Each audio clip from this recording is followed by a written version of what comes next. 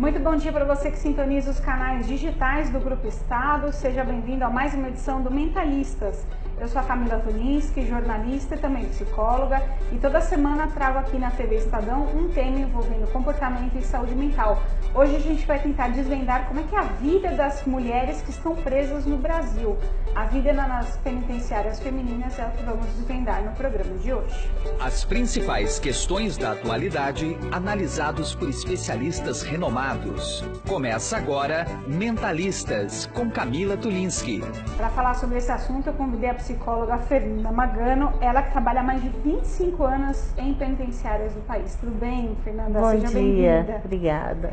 E do outro lado aqui, no estúdio da TV Estadão, a doutora Tatiane Moreira Lima, ela que é juíza de direito, também teve um trabalho nessa área. Tudo bem, doutora Tatiane? Tudo bem, um prazer, Camila, estar aqui novamente. Queria começar esse bate-papo com a doutora Tatiane, que recentemente fez uma série de visitas em penitenciárias aqui no país, né? Qual que é o olhar que você lança especialmente para as penitenciárias femininas? Na verdade, eu visitei algumas penitenciárias da cidade de São Paulo e pude notar que é um universo diferente. Cada penitenciária tem o seu próprio universo, em razão do número de detentas, em razão das oportunidades que elas oferecem. Mas uma coisa que é muito comum a todas e que chama muito a atenção, que é diferente do sistema prisional masculino, é que quando essas mulheres são presas, elas são abandonadas por seus companheiros, muitas vezes por suas famílias.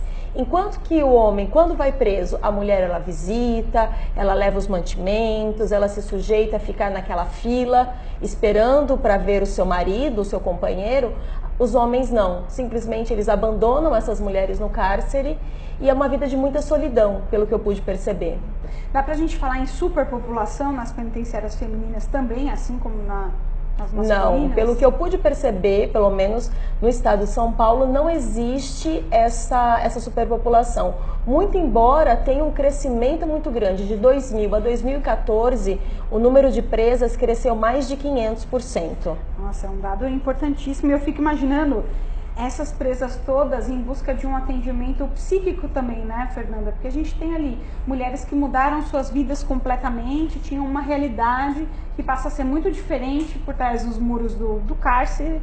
Queria que você falasse sobre esse trabalho psicológico dentro das penitenciárias femininas. De fato, as informações que a doutora Tatiane vai trazendo, elas têm que ser recheadas de talvez alguns detalhes do cotidiano mesmo, né?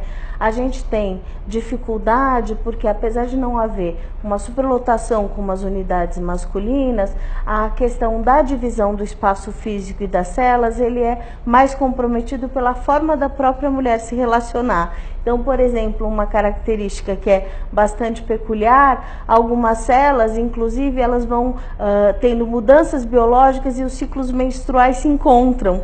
Então, em alguns períodos, a TPM acontece conjuntamente. É interessante porque elas próprias se queixam, fazem referências até jocosas de que a cela está um inferno, doutora, está muito difícil a gente se relacionar, todo mundo junto, afora todas as limitações dos cuidados com higiene, saúde, que a própria estrutura do sistema prisional acaba não permitindo. O atendimento psicológico, ele perpassa muito mais por uma demanda que é da própria presa de buscar esse atendimento por um procedimento que elas nominam na gíria de pipas, né? Pipas, então, o que são essas são pipas? os bilhetinhos que elas enviam pela manhã através das agentes de segurança penitenciária para os vários setores onde elas desejam ser atendidas. E aí elas trazem as demandas. As demandas passam pelo universo da organização familiar. Então não é muitas vezes uma queixa específica, eu estou deprimida, mas ela traz a queixa através do dificuldade de acesso ao filho, sem notícia ao filho que via de regra também está institucionalizado, então a gente tem alguns abrigados, alguns com uma família terceira que ela não tem muito vínculo, outros na Fundação Casa. Então, essa busca do contato, muitas vezes, perpassa também no sentido de se alicerçar nessa rede de afetos, como a doutora trouxe também, que ela vai ficando meio abandonada, numa situação precarizada.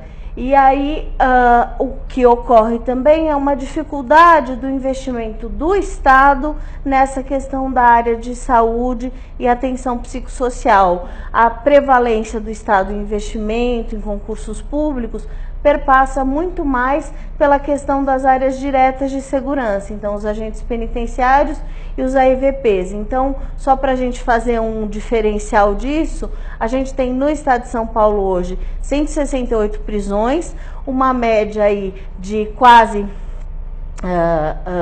8 mil agentes de escolta e vigilância penitenciária e mais de 20 mil agentes de segurança penitenciária, quando que para a área de saúde no total, perfazendo psicólogos, médicos, assistentes sociais, enfermeiros, dentistas, atendentes de consultório dentário, não chegam nem a 4 mil profissionais, né, para essas 168 unidades. Então, essa discrepância também dificulta num cuidado mais atento na questão psicossocial.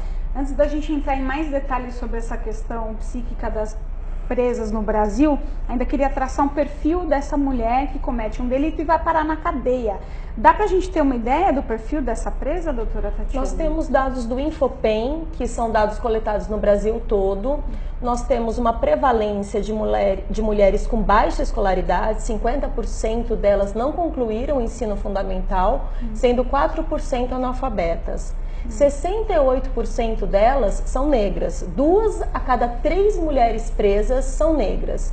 Entretanto, se a gente comparar com o IBGE, 51% da população é negra. Então, nós temos mais mulheres negras encarceradas. Mulheres jovens, na faixa de 19 a 29 anos, são a grande maioria também das presas. E uma coisa interessante, Camila, que nós percebemos é que o crime pelo qual elas estão presas, em geral, é tráfico. Quase 60% delas presas pelo tráfico. Por quê? Porque é uma atividade que ela muitas vezes assume no lugar do companheiro quando ele vai preso, ou então ela pode assumir dentro da casa dela com a guarda, com o estoque da droga e conseguir cuidar do cotidiano dela. Essa realidade também é muito dura, porque quando ela é presa por tráfico, o que acontece?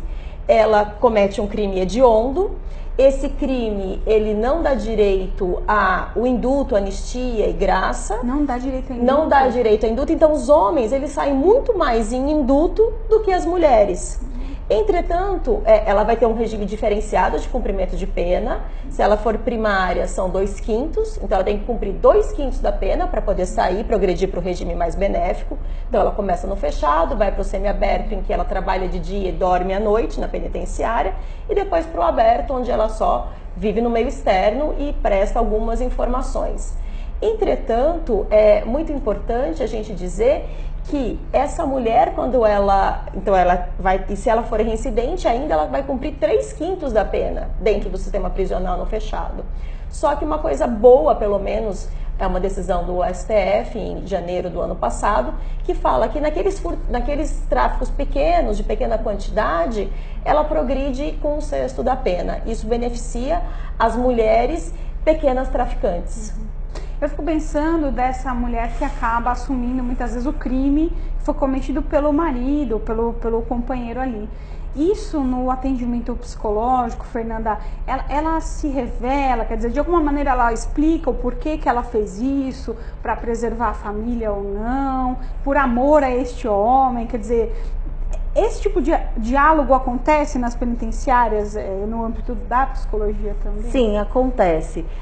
Normalmente a justificativa passa por esse recorte do afeto, a manutenção do amor, a manutenção da família. Mas a gente sabe que acabam sendo relações muito violentas. E muitas vezes também isso é por conta de um enredo que passa por uma pressão até das redes de facções mesmo, que obrigam essa mulher a se enfronhar nessa relação. A gente tem algumas informações que falam que as mulheres acabaram entrando para essa organização do crime mais faticamente quando começaram a ter, no início dos anos 2000, as centrais telefônicas ligadas às facções criminais, que elas ficavam com essa tarefa das centrais telefônicas e da contabilidade. E aí, com o decorrer do tempo, elas foram assumindo outras funções, e essa relação do tráfico que a doutora Tatiane apresentou também é muito apresentada como, de fato, manter a sustentabilidade e essa relação que passa também por toda uma pressão externa de não abandonar aquele ponto de tráfico, de não abandonar a relação com a facção, de poder fazer esse percurso, né? Então acaba não sendo só da história individual dessa mulher, mas também o quanto ela vai se enfranhando nas redes criminais. Agora, as características de personalidade, se a gente pode fazer de grosso modo dizer, a gente tem dois perfis que podem se destacar, né? Aquela que faz um discurso mais vitimário, então que ela diz sempre que a responsabilidade foi de um terceiro, que ela é vítima, que ela está numa situação ali de menor responsabilidade, eles usam aquela expressão do laranja com alguma frequência, e algumas que se incorporam desse papel mesmo de perigosa, de criminosa, de alta periculosidade, tendo até condutas mais agressivas e fazendo ali no cotidiano da prisão um pouco o papel de liderança. Tem até um certo status nessa questão dela entrar no sistema prisional com essa questão da liderança. Então ela passa a ser respeitada pelas demais detentas. E uma coisa muito interessante é que a mulher, eu acredito que ela sofra mais no cárcere do que o homem, não só pelo abandono, enfim, pelas questões hormonais, da TPM, enfim, por abandono e etc., mas quando ela é mãe, ela perde os vínculos com esse filho. Muitas vezes ela entra grávida dentro do sistema prisional. Ela vai ter esse bebê, a lei garante que ela fique 6 meses com o bebê, porque o bebê também não pode cumprir pena, ele não pode nascer e crescer no mundo encarcerado, atrás das grades. Então ela é garantido 6 meses por conta da amamentação e, vencido esses 6 meses, há uma equipe técnica dentro de cada presídio que vai estudar qual que é o encaminhamento dessa criança. Se tem uma família extensa, ou um pai, ou uma família que possa apoiar, essa criança, ela sai da penitenciária e vai para essa família. É a situação menos traumática. Entretanto, se ela não tem esse apoio, essa criança vai ser abrigada, ou seja, vai ser institucionalizada. E aí, qual que é o destino? Uma pena muito alta, 15 anos, 20 anos de condenação. O Ministério Público, muitas vezes, opta por dar uma família para essa criança, porque essa criança também tem um direito garantido pelo ECA de ser criada dentro de um seio familiar, de não ficar 20 anos numa instituição, 15 anos numa instituição, esperando essa mãe sair um dia e a mãe com quem ele nunca teve contato. Então, muitas vezes, essas presas, elas acabam perdendo a guarda e o poder familiar sobre seus filhos em razão da grande pena que elas cumprem. Essa relação também se agrava mais com o relato das presas estrangeiras que muitas vezes entram grávidas no sistema prisional. Por quê? Porque aí essa situação de abrigamento ainda é mais fática, né? Porque não tem parentes ou relações aqui, principalmente aquelas que vêm como mula para tráfico, e acaba que a relação de falar com as embaixadas, de buscar o resgate dessas famílias é muito mais dificultada. Agora, o que a gente precisa destacar também é que algumas ações têm sido feitas para tentar minimizar. Então, por exemplo, recentemente uma cineasta fez via Cruz um filme que relata essa questão dos nascimentos no cárcere, que está para ser lançado pela Fiocruz. Se eu não me engano, o título chama Nascido Entre Grades. E é importante para trazer à luz esse cenário. Então, a gente tem até muito recentemente a questão dos partos em que as presas eram algemadas para dar à luz. Um absurdo. Hospital. Elas iam para o hospital, dar luz no hospital e algemadas. Que era uma violência tremenda. Então, violência obstétrica, inclusive. Além... E aí, recentemente, no Senado Federal, se aprovou um projeto de lei complementar no ano passado, proibindo essa prática. Quer dizer, até o ano passado, as mulheres davam à luz no hospital algemadas. Exatamente. Era isso. Quando às vezes dava tempo de encaminhar, porque muitas das vezes acontecia partos ali os partos dentro da cela. Eu mesmo uma vez fui entrevistar uma presa jovem e eu, você nascida onde? Ela, penitenciária feminina da capital. E eu achei que ela estava se referindo à unidade que ela vinha de destino. Ela falou, não, doutora, eu nasci lá mesmo, minha mãe era presa e não deu tempo de ir pro hospital. Ela era uma presa? Ela era uma presa, filha de uma presa também. E essa coisa desse projeto em cadeia das famílias desestruturadas reproduzirem os comportamentos é algo que é bastante visível no sistema, né? A gente vê os familiares, pela precariedade das relações, muitas vezes reproduzindo, especialmente aqueles que vão para essa condição de abrigo, que perdem laços de afeto. Então isso é um cenário bastante E a gente tem essa questão complicado. da vulnerabilidade, porque pelo sistema mesmo, pelas informações do Infopem, nós temos quem está preso são vulneráveis, são as negras, são as mulheres com baixa escolaridade, que muitas vezes são usadas pelo tráfico como uma forma de meio que conseguir transportar essa droga, disfarçar, enfim, para conseguir esse intento. Doutora Tatiane, você visitou essas penitenciárias todas e acho que os relatos como esse que a Fernanda trouxe de uma detenta que nasceu no cárcere, de uma outra mulher que foi presa, esses relatos são ricos também. O que as presas contavam para você nessas visitas todas? Queria que você trouxesse também alguns depoimentos, né, de mulheres presas. Eu visitei, são 4 penitenciárias aqui na capital, femininas, eu visitei 3 delas. E o que eu pude perceber, a grande preocupação delas é com relação aos benefícios. Quando ela vê a figura do juiz lá dentro da penitenciária, ela quer saber quando ela vai ter o benefício, quando que ela vai sair, quando que ela vai progredir. Então eu sinto assim, eu vejo essa questão jurídica, que ela tem essa necessidade muito enraizada. Não obstante, dentro das penitenciárias existam órgãos, a FUNAP, de Fundação de Amparo ao Preso, que preste esse serviço. Um dado muito interessante, Camila, é que daqui em São Paulo nós temos 39% das presas femininas do Brasil inteiro. Então, nossa população feminina é muito alta, é quase 40%, só que nós temos um dado animador. 9% delas apenas estão sem condenação. A grande maioria está já com a condenação. Então, ela já sabe o quanto de pena que ela tem e quando que ela vai progredir. Então, isso mostra que a Justiça de São Paulo, embora seja assoberbada de trabalho, ela é muito célere nessa questão da análise dos benefícios. Quando ela vem, então, a juíza, ela quer saber em quanto tempo ela vai sair, os benefícios e tudo mais. Quando ela vê uma psicóloga, um psicólogo dentro da penitenciária, qual que é essa primeira coisa que a presa fala? Então, tem a relação direta também com essa questão da progressão de regime, né? Porque a lei de execução penal, apesar de o exame criminológico ter ficado aí passível de solicitação pelo Poder Judiciário, porque na primeira versão da lei de execução ele era obrigatório a toda a população carcerária. Para haver progressão de regime, era necessário passar por psicólogo, assistente social, psiquiatra, para uma avaliação do requisito subjetivo. Hoje é mediante solicitação judicial. Então, boa parte das vezes do contato dessa população que está no cárcere com as equipes profissionais é para a realização desses exames de progressão de regime.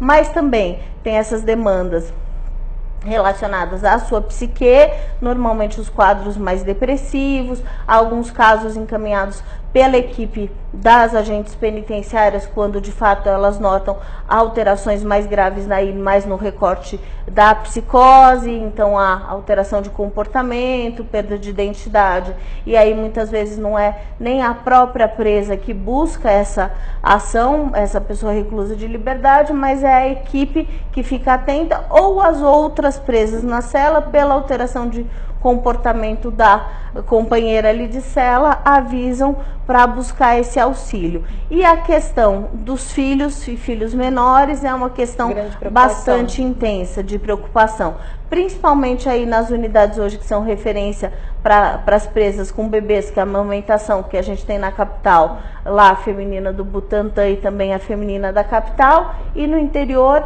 a de referência fica no Vale do Paraíba, ali na região de Tremembé, porque tem toda lá uma condição, nessa em específico em Tremembé, que foi toda voltada e construída para receber essa mulher presa para essa fase de amamentação. Então tem celas adaptadas, é aí quase um modelo exemplar. Eu visitei algumas dessas celas na feminina da capital e descobri que muitas vezes é feito trabalho voluntário. Descobri um trabalho voluntário de um médico, que ele leva uma equipe de médicos com ele, então ele faz exame exames obstétricos, ginecológicos, fisioterapeutas, inclusive para ajudar na parte do desmame, porque com 6 meses o bebê vai sair. Então antes o que acontecia? O peito dessa mulher era enfaixado, ela tinha mastite e o bebê era arrancado.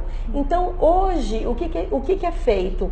Há um processo todo de desligamento dessa mãe, que é tão traumático para a mãe quanto para a criança, e também há todo um sistema de atendimento semanal desses bebês que são visitados. E com isso diminuiu drasticamente o número de internações dos bebês que estão nas penitenciárias. Eu tenho mais algumas perguntinhas aqui, vamos ver se dá tempo, que a gente está na reta final. Cláudio da Luz já me avisou ali, mas rapidinho, algumas perguntinhas. Ok. Fernanda, tendo essa mulher nesse contexto de cárcere, né, e com várias outras mulheres juntas, eu fico imaginando do ponto de vista psicológico, que tipo de patologias a gente pode encontrar? Depressão, ansiedade, TOC, que é o transtorno obsessivo compulsivo, enfim.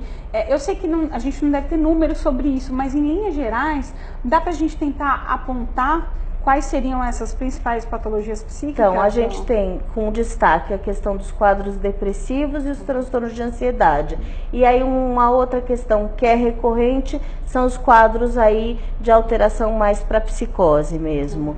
A gente tem aí muitas vezes até avaliações que são solicitadas pelo Poder Judiciário para transformar muitas vezes aquela prestação aí da cumprimento de pena em medida de segurança, que é a questão de um outro universo que daria outro programa, que é a questão das mulheres presas em manicômio judiciário, tal hoje de hospital de custódia. Eu faço referência de chamar de manicômio judiciário, que eu acho essa característica manicomial está mantida, apesar de utilizar esse pronome hospital de tratamento, enfim.